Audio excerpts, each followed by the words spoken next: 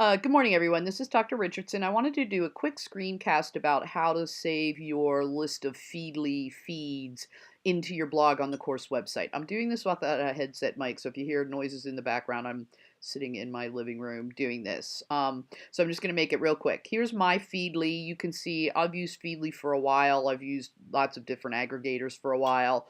So I have lots of feeds and I have them in a variety of categories. So you can see on the left, my first category is crafts.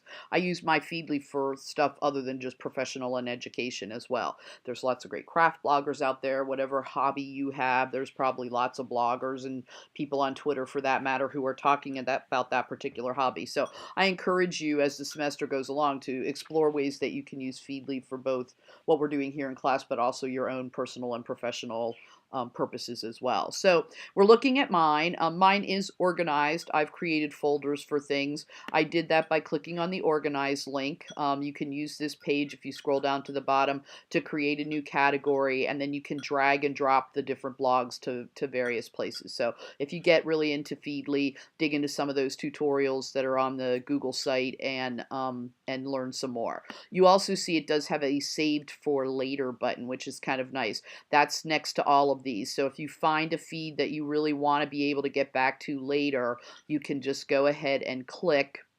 So maybe on my education one here, you just click that little banner and it turns green, and that saves it so that feed, that particular article in that feed will continue to show. RSS and blogs and things update all the time, and it's easy to sort of see something and then not be able to get back to it. So that's what the saved for later is all about. For the purposes of this class, we really just want to grab the feeds that are education related. So I've got mine open here. I'm going to scroll down on the left-hand side.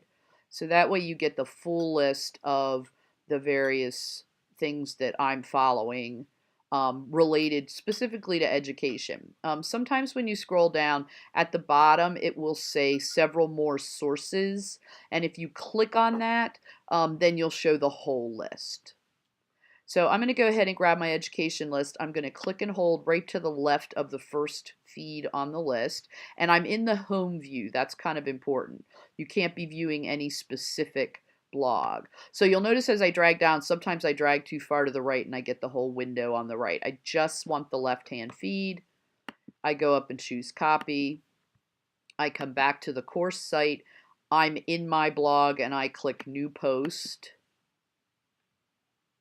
And this will in a second open up a post for me. I give the post a title, my Feedly. It might help for blog purposes if you put your name in it. And then you just click there and you paste. And I used the paste function on my keyboard. You can also go up to edit and choose paste. And all it does is grab the text and the little icon. So these aren't linked. You're not going to be able to click on these to go out to the blogs, but it's a quick way to do the list. And then you just come right in here and you click save. I don't need to see all your feeds. I need to see pretty much the education related ones. But if you're doing things like I am and stuff about books and crafts and that kind of thing, I think that's great. But I don't need to see that part.